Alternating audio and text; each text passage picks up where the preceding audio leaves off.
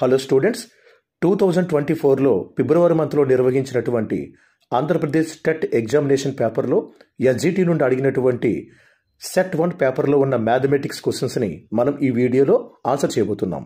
First question చూడండి. ఒక ఆటలో అవినాష్ తన 6 స్నేహితులలో ఒక్కొక్కరి నుండి 5 గోళీలు గెలుచుకున్నాడు. అయితే అవినాష్ గెలుచుకున్న మొత్తం గోళీల సంఖ్య ఎంత అన్నారు. ఇక్కడ స్నేహితుల సంఖ్య 6, ఒక్కొక్కరి నుండి గెలుచుకున్నవి 5. సో ఒక్కొక్కరి నుండి 5 చొప్పున 6 నుండి కలిపి 6×5 30 గోళీలు గెలుచుకున్నాడు. కాబట్టి దీనికి 4th ఆప్షన్ రైట్ ఆన్సర్ అవుతుంది. ఒక వస్తువు విలువిచ్చి అంతకంటే ఎక్కువ వస్తువుల విలువలు అడిగేటప్పుడు గుణకారం మల్టిప్లికేషన్ అనే ప్రాసెస్ని ఉపయోగించుకోవాల్సి ఉంటుంది. కాబట్టి ఒక వ్యక్తి దగ్గర 5 గోళీలు చొప్పున 6 దగ్గర కలిసి 6×5 30 గోళీలని తీసుకోవడం జరిగింది. కాబట్టి ఈ క్వశ్చన్కి 30 అనేది రైట్ ఆన్సర్. రెండోది చూడండి. ఒక సంఖ్య మరియు 5ల లబ్ధం 0 అయితే ఆ సంఖ్య ఎంత? ఎక్స్ని 5ని గుణిస్తే 0 రావాలి. ఒక సంఖ్య 5, ఈ రెండింటి యొక్క ప్రొడక్ట్ 0 రావాలి. 0తో ఏదైనా ఒక నెంబర్ని మల్టిప్లై చేస్తే మరలా 0 అనేదే వస్తుంది, మరలా 0నే వస్తుంది. కాబట్టి ఎక్స్ తప్పనిసరిగా 0 అవ్వాలి. సో 0 × 5 ఈజ్ ఈక్వల్ టు 0 అయింది. కాబట్టి ఇక్కడ థర్డ్ ఆప్షన్ అనేది రైట్ ఆన్సర్ అవుతుంది. 4th ఆప్షన్లో 1/0 ఉంది. 1/0 అంటే ఇన్ఫైనట్. ఇన్ఫైనట్ని 5తో మల్టిప్లై చేస్తే మరలా ఇన్ఫైనట్ అనేది వస్తుంది, కానీ 0 అనేది రాదు. కాబట్టి దీనికి థర్డ్ ఆప్షనే సరైన సమాధానం అవుతుంది. నెక్స్ట్ క్వశ్చన్ చూస్తే ఇక్కడ ఫ్రాక్షన్స్ ఇచ్చి వాటిని యాడ్ చేయమని అడిగారు. ఈ ఫ్రాక్షన్స్కి డినామినేటర్స్ చూస్తే అందులో ఈ 2 సిమిలర్గా కనబడుతున్నాయి, ఈ 2 సిమిలర్గా కనబడుతున్నాయి.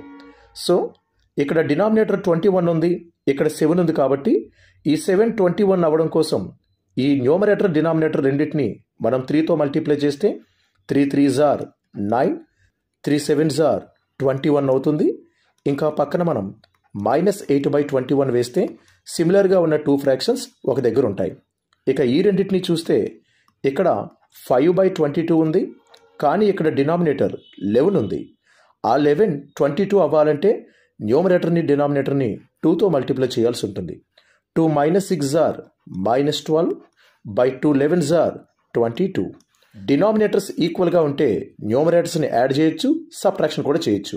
9 + -8 వాల్యూ 1 అవుతుంది. డినామినేటర్ ప్లేస్లో 21 ఉంది.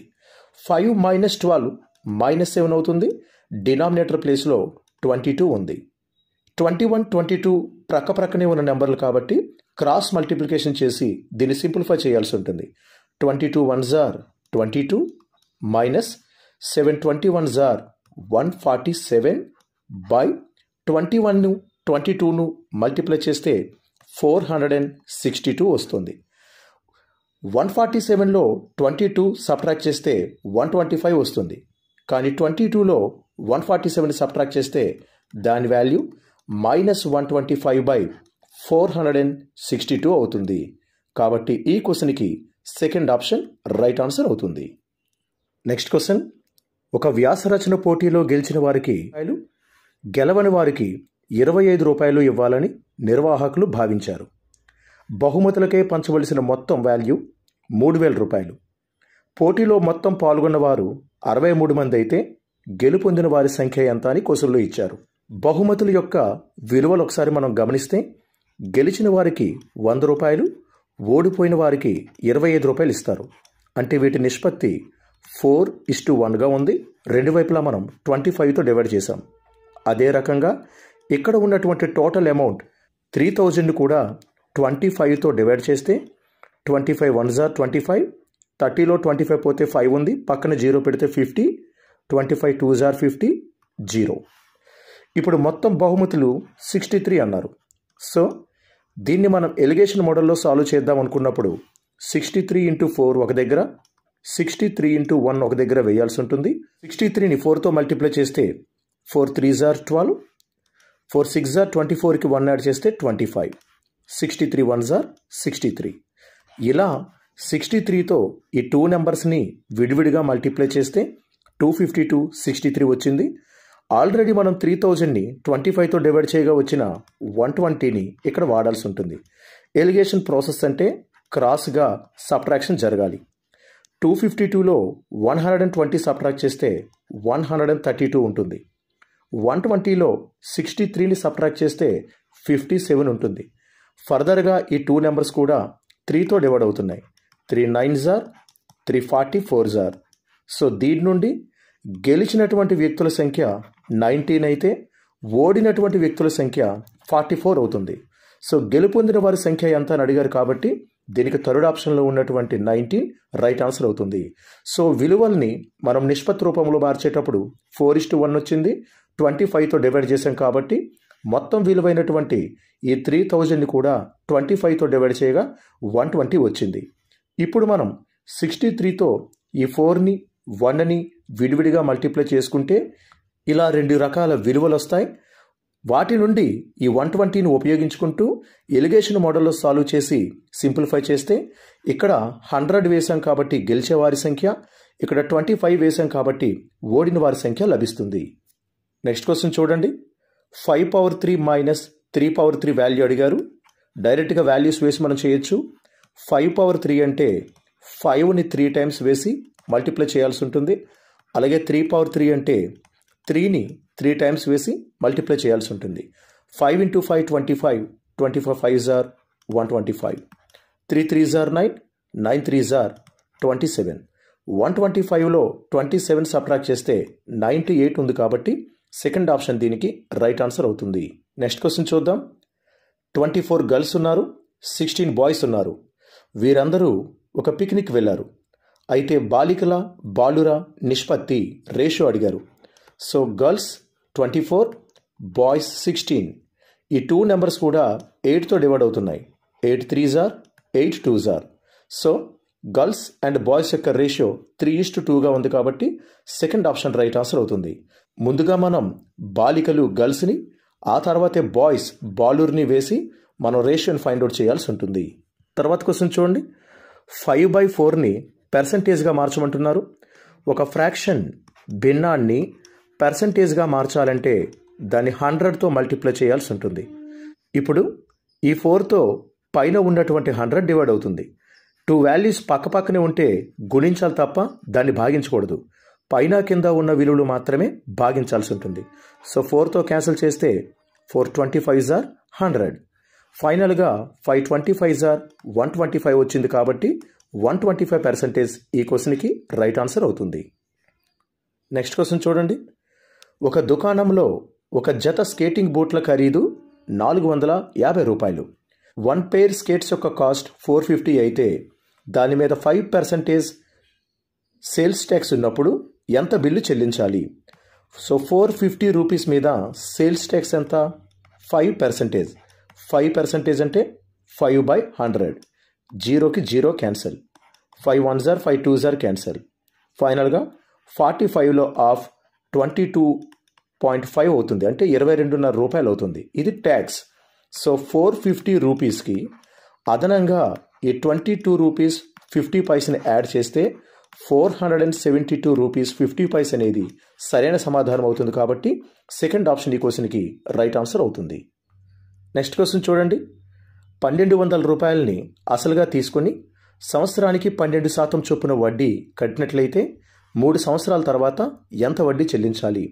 1 సంవత్సరానికి 12% అయితే 3 సంవత్సరాలకి కలిపి 3 12ల 36%, 36% ఇంట్రెస్ట్ని పే చేయాల్సి ఉంటుంది.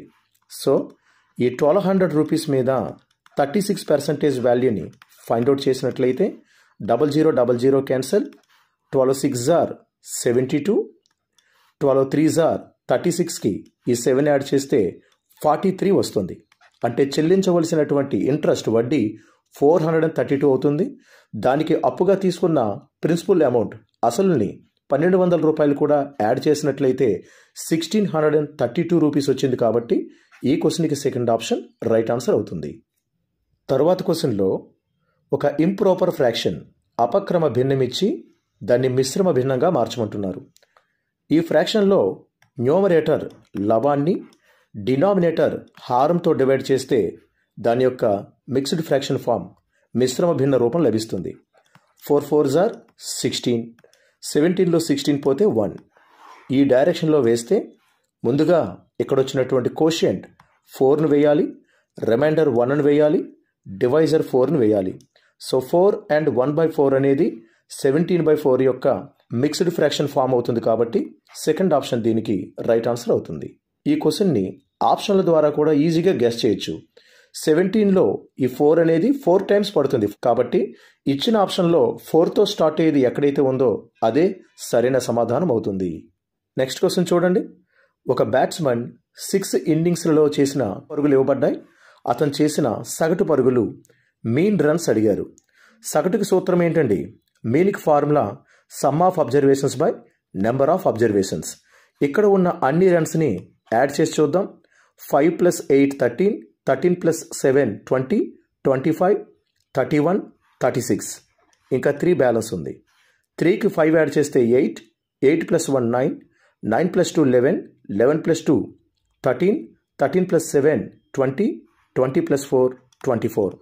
ఇక్కడ రాసుల మొత్తం సమ్ ఆఫ్ అబ్జర్వేషన్స్ 246 అవుతుంది. దీన్ని రాసుల సంఖ్య నెంబర్ ఆఫ్ అబ్జర్వేషన్స్ అయినటువంటి 6తో డివైడ్ చేస్తే 6 4 = 24, 6 1 = 6 వచ్చింది కాబట్టి అతని యొక్క మీన్ రన్స్ సగటు పరుగుల సంఖ్య సెకండ్ ఆప్షన్లో ఉన్నటువంటి 41 అవుతుంది. Next question. 7 సెంటీమీటర్ లెంత్ భుజం ఉన్నటువంటి ఒక చతురస్రం చుట్టుకొలత కావాలి. సో చతురస్రం యొక్క చుట్టుకొలతకి సూత్రం ఏంటండి? 4a. దానికి ఉన్నటువంటి 4 సైడ్స్ కూడా ఈక్వల్గా ఉంటాయి కాబట్టి చతురస్రం యొక్క చుట్టుకొలతకి సూత్రం 4a, వైశాల్యం ఏరియా అయితే a². సో 4 × a అంటే చతురస్ర భుజం 7 కాబట్టి 4 7s are 28 సెంటీమీటర్. ఈ క్వశ్చన్కి రైట్ ఆన్సర్ అవుతుంది. So second option right answer అవుతుంది. నెక్స్ట్ క్వశ్చన్ చూడండి. 4 లంబకోణాలు కలిగిన ఒక రాంబస్ ఏమగును అంటున్నారు. రాంబస్ అంటే దానికి ఉన్నటువంటి 4 భుజాలు సమానం. ఇప్పుడు ప్రత్యేకంగా ప్రతి కోణం కూడా లంబకోణం అవుతుంది. రాంబస్లో ప్రతి కోణం లంబకోణం రైట్ యాంగిల్ అయినట్లయితే అప్పుడు అది స్క్వేర్గా మారిపోతుంది. సో రాంబస్ లాగే స్క్వేర్కి కూడా ఈ 4 భుజాలు 4 సైడ్స్ ఈక్వల్. అయితే రాంబస్లో ప్రతి యాంగిల్ 90 degrees అవ్వాలని రూల్ లేదు. ఇన్ కేస్ ప్రతి యాంగిల్ 90 degrees అయితే అప్పుడు అది స్క్వేర్ మోడల్లో వస్తుంది కాబట్టి ఈ క్వశ్చన్కి థర్డ్ ఆప్షన్ రైట్ ఆన్సర్ అవుతుంది. దీర్ఘఘనానికి గల మొత్తం తలాల సంఖ్య ఎంత అని అడుగుతున్నారు. సమఘనానికైనా దీర్ఘఘనానికైనా క్యూబ్కైనా క్యూబాయిడ్కైనా దానికి ఉన్నటువంటి టోటల్ నెంబర్ ఆఫ్ ఫేసెస్ చుట్టూ 4 పైన కింద 2 మొత్తం 6 అవుతాయి. అదే నెంబర్ ఆఫ్ ఎడ్జెస్ అంచుల సంఖ్య అడిగితే ఎడ్జెస్ అడిగినట్లయితే అది 12 అవుతుంది. వెర్టిసెస్ శీర్షాల గురించి అడిగినట్లయితే అవి 8 అవుతాయి. కాబట్టి వెర్టిసెస్ అయితే 8, ఎడ్జెస్ అయితే 12, ఫేసెస్ అయితే 6. తర్వాత క్వశ్చన్ చూడండి. లంబకోణం కంటే పెద్దది సరళ కోణం కంటే చిన్నది. రైట్ యాంగిల్ కంటే ఎక్కువగా ఉండాలి. At the same time straight angle అయినటువంటి 180 degrees కంటే తక్కువగా ఉండాలి. అటువంటి యాంగిల్ని అబ్చూజ్ యాంగిల్ అధిక కోణం అంటారు. కాబట్టి థర్డ్ ఆప్షన్ ఈ క్వశ్చన్కి రైట్ ఆన్సర్ అవుతుంది. ఒక లైన్ సెగ్మెంట్కి రేఖాఖండానికి చివరి బిందువుల సంఖ్య ఎంత అన్నారు. ఒక రేఖాఖండం గీయాలన్నా 2 బిందువులు కావాలి. అలాగే రేఖాఖండానికి ఉన్న అంత్య బిందువులు కూడా ఎండ్ పాయింట్స్ కూడా 2 ఉంటాయి. కాబట్టి థర్డ్ ఆప్షన్ ఈ క్వశ్చన్కి రైట్ ఆన్సర్. క్యాడెట్లు పెరేడ్లో కవాత్ చేస్తున్నారు. ఒక అడ్డు వరుసకు 5 చొప్పున ఉన్నారు. అడ్డు వరుసల సంఖ్యను బట్టి క్యాడెట్ల సంఖ్యను కనుగొనే నియమం ఏదే అడుగుతున్నారు. ఈ క్వశ్చన్ ఆల్జీబ్రా బీజగణితం అనే చాప్టర్లో 6th క్లాస్లో ఉంటుంది. ఒక వరుసకు 5 ఉన్నారు. ఇక్కడ ఎన్ని వరుసలు ఉన్నాయో తెలియలేదు కాబట్టి ఆ వరుసల సంఖ్యను nగా తీసుకుంటే ప్రతి వరుసకు 5 చొప్పున ఈ n వరుసల్లో ఉన్నటువంటి మొత్తం వ్యక్తుల సంఖ్య 5 × n అవుతుంది. ఒక వరుసలో ఉండే వ్యక్తుల సంఖ్య ఇచ్చి అంతకంటే ఎక్కువ వరుసల్లో ఉన్న వ్యక్తుల సంఖ్య అడిగితే మల్టిప్లికేషన్ చేసుకోవాలని ఈ వీడియో యొక్క స్టార్టింగ్లోనే తెలుసుకున్నాం. కాబట్టి 5 × వరుసల సంఖ్యను n మల్టిప్లై చేస్తే అది 5 × n అవుతుంది. కాబట్టి సెకండ్ ఆప్షన్ ఈ క్వశ్చన్కి రైట్ ఆన్సర్ అయింది. నెక్స్ట్ క్వశ్చన్లో ఒక ఆల్జిబ్రికల్ ఎక్స్ప్రెషన్ ఇచ్చి దాన్ని ఫ్యాక్టరైజ్ చేయమని అడుగుతున్నారు. కారణాంకాలుగా విడగొట్టమంటున్నారు. కారణాంకాలుగా విడగొట్టడానికి ఫ్యాక్టరైజేషన్ చేయడానికి సింపుల్ మెథడ్ చెప్పాను. అక్కడ ఉన్నటువంటి వేరియబుల్ని 1గా తీసుకోవాలని. సో x = 1 తీసుకుంటే ఇదంతా 10 అవుతుంది. ఇది -18 అవుతుంది. ఇది +14 అవుతుంది. So 10 - 18 plus 14. 10కి 14 యాడ్ చేస్తే 24. 24లో 18ని సబ్ట్రాక్ట్ చేస్తే 6 వచ్చింది. So x is equal to 1 replace చేయగా ఇక్కడ ఇచ్చిన ఆప్షన్లలో ఎక్కడైతే 6 అనేది వచ్చిందో అదే కావాల్సిన సమాధానం అవుతుంది. ఇప్పుడు మనం ఒక్కొక్క ఆప్షన్ని వెరిఫై చేస్తే ఫస్ట్ ఆప్షన్ చూద్దాం. చూడండి, 2 ఇంటూ 5 ప్లస్ 7 12. 12లో 9 సబ్ట్రాక్ట్ చేస్తే 3. సో 2 ఇంటూ 3 6 అనేది ఫస్ట్ ఆప్షన్లో వచ్చింది. ఇది రైట్ ఆన్సర్ అవ్వవచ్చు. మిగతా కూడా చెక్ చేద్దాం. సెకండ్ ఆప్షన్ చెక్ చేస్తే 5 ఇంటూ 2 ప్లస్ 5 7. 7 మైనస్ 9 -2 అవుతుంది. మల్టిప్లై చేస్తే -10 వచ్చింది. ఇది రాంగ్ ఆప్షన్. తర్వాత ఉన్నటువంటి 2 ఆప్షన్స్ కూడా మీరు అదే విధంగా చెక్ చేస్తే అవి కూడా రాంగ్ ఆప్షన్స్గానే వస్తాయి. సో ఇలా x ఈజ్ ఈక్వల్ టు 1 తీసుకొని వెరిఫై చేస్తే మనకి ఈజీగా ఇటువంటి క్వశ్చన్స్కి సొల్యూషన్ వస్తుంది. తర్వాత క్వశ్చన్ చూడండి. ఈ క్వశ్చన్లో ఎక్స్పోనెన్షియల్ ఫామ్లో ఉన్నటువంటి ఒక ఎక్స్ప్రెషన్ ఇచ్చి దాని వాల్యూని కూడా ఎక్స్పోనెన్షియల్ ఫామ్లోనే అడుగుతున్నారు. ఇక్కడ 2^5 డివైడెడ్ బై 2^8 ఉంది. అంటే న్యూమరేటర్ 2^5 అవుతుంది, డినామినేటర్ 2^8 అవుతుంది. 2^5 న్యూమరేటర్, 2^8 డినామినేటర్, పవర్ 5 ఉంది. ఇంకా పక్కన 2^-5 ఉంది. ఇక్కడ ఉన్న మాదిరిగానే ఇక్కడ కూడా పవర్ 5 -5గా మారాలంటే ఇక్కడ ఉన్న ఫ్రాక్షన్ని రెసిప్రోకల్గా రాయాల్సి ఉంటుంది. అంటే పైన 2^8 కింద 2^5 రాస్తే పవర్ -5 అవుతుంది. పక్కన కూడా 2^-5 ఉంది. a^m/a^n a^m-n అవుతుంది. అంటే 2^8 - 5 3 అవుతుంది. పైన ఇంకా -5 ఉంది. పక్కన ఇంకా 2^-5 ఉంది. a^m a^mn అవుతుంది. అంటే 3 ఇంటూ -5 -15 అవుతుంది. పక్కన ఇంకా 2^-5 ఉంది. బేసెస్ ఈక్వల్గా ఉంటే పవర్స్ని కలిపేవచ్చు. అంటే 2^-15కి -5 యాడ్ చేస్తే -20 వచ్చింది. కాబట్టి ఈ క్వశ్చన్కి సెకండ్ ఆప్షన్ రైట్ ఆన్సర్ అవుతుంది. నెక్స్ట్ స్టేట్మెంట్ ఒకసారి పరిశీలించండి. టీ యొక్క 3/4 వంతులు. 3/4 ఆఫ్ ది టీ అంటే దాని అర్థం 3/4 ఇంటూ టీ. 4 వంతుల్లో 3 వంతులు అని అర్థం. సో టీ యొక్క 3/4 వంతుల విలువ 15 అవుతుంది. అంటే సెకండ్ ఆప్షన్ ఈ క్వశ్చన్ యొక్క ఎక్స్ప్రెషన్కి సరైనటువంటి ఎక్స్ప్రెషన్ అవుతుంది. సో ఇలా స్టేట్మెంట్స్ ఇచ్చి వాటి యొక్క ఈక్వేషన్స్ ఎలా ఉంటాయి అనేది 6th క్లాస్లో ఇవ్వబడ్డాయి. వాటిని ఈ విధంగా చేయాల్సి ఉంటుంది. 703 సెంటీమీటర్స్ను మీటర్స్లోకి మార్చాలి. సెంటీమీటర్లను మీటర్లోకి మార్చాలంటే ఒక మీటర్కు 100 సెంటీమీటర్ కాబట్టి చిన్న ప్రమాణమైనటువంటి సెంటీమీటర్లో ఇచ్చిన దాన్ని పెద్ద ప్రమాణమైనటువంటి మీటర్లో మార్చాలంటే 100తో డివైడ్ చేయాలని గతంలోనే మనం చెప్పుకున్నాం. కాబట్టి 703ను 100తో డివైడ్ చేయగా అది మీటర్లోకి మారుతుంది. 100లో 2 జీరోస్ ఉన్నాయి కాబట్టి 2 నెంబర్స్కి డెసిమల్ పాయింట్ పెడితే అది 7.03 మీటర్స్ అవుతుంది. సో సెకండ్ ఆప్షన్ ఈ క్వశ్చన్కి రైట్ ఆన్సర్ అవుతుంది. సెంటీమీటర్లు అనే చిన్న ప్రమాణం నుండి మీటర్లు అనే పెద్ద ప్రమాణంలోకి మార్చేటప్పుడు ఒక మీటర్కి 100 సెంటీమీటర్ కాబట్టి 100తో భాగాహారం చేయాలి. లేదా 100లో 2 జీరోస్ ఉంటాయి కాబట్టి 2 నెంబర్స్కి డెసిమల్ పాయింట్ అయినా పెట్టాలి. నెక్స్ట్ క్వశ్చన్ చూడండి. 1 hour 12 minutes 10 secondsని మొత్తంగా సెకండ్స్లోకి మార్చితే అది ఎంత అవుతుంది? ఒక గంట అంటే 60 నిమిషాలు. మరలా నిమిషానికి 60 సెకండ్లు అంటే 3600 seconds 1 hour అవుతుంది. 12 minutes ఒక నిమిషానికి 60 సెకండ్లు. అటువంటిది 12 నిమిషాలకి 12 72 కాబట్టి 720 సెకండ్స్లు అవుతున్నాయి. దానికి అదనంగా లాస్ట్లో ఉన్న ఈ 10 సెకండ్స్ కూడా యాడ్ చేసినట్లయితే 36కి 7 యాడ్ చేయగా 43 వచ్చింది. కాబట్టి 4330 సెకండ్స్ అనేది ఎక్కడిచ్చినటువంటి 1 hour 12 minutes 10 secondsకి ఈక్వల్ అవుతుంది. So third option right answer అవుతుంది. తర్వాత క్వశ్చన్. ఘనపరిమాణం 625 సెంటీమీటర్ క్యూబ్, ఎత్తు 25 ఉంటే ఆ దీర్ఘఘనానికి భూవైశాల్యం బేస్ ఏరియా అడుగుతున్నారు. ఒక దీర్ఘఘనం యొక్క ఘనపరిమాణం వాల్యూమ్కి main formula base area into height. దీర్ఘఘనం యొక్క ఘనపరిమాణానికి మూల సూత్రం మెయిన్ ఫార్ములా భూవైశాల్యము బేస్ ఏరియా ఇంటూ హైట్ ఎత్తు అవుతుంది. ఇందులో ఘనపరిమాణం 625గా ఇచ్చారు. భూవైశాల్యం మనం తెలుసుకోవాలి. ఎత్తు కూడా 25గా ఇచ్చారు. 25 ఆర్ 625 కాబట్టి దాని యొక్క భూవైశాల్యం 25 చదరపు సెంటీమీటర్ స్క్వేర్ అవుతుంది. కాబట్టి సెకండ్ ఆప్షన్ రైట్ ఆన్సర్ అవుతుంది. ఘనపరిమాణానికి మూల సూత్రం భూవైశాల్యము ఇంటూ ఎత్తు. ఆఖరి క్వశ్చన్ చూడండి. 28 సెంటీమీటర్ వ్యాసంగా గల వృత్తానికి పరిధి ఎంత అని అడుగుతున్నారు. వ్యాసము డయామీటర్ 28 అయితే రేడియస్ అందులో సగమైనటువంటి 14 సెంటీమీటర్ అవుతుంది. 7 సెంటీమీటర్ రేడియస్ ఉంటే దాని యొక్క పెరిమీటర్ సర్కంఫరెన్స్ 44 అవుతుంది. వృత్త పరిధి 44. కానీ ఇక్కడ 14 ఇవ్వబడింది.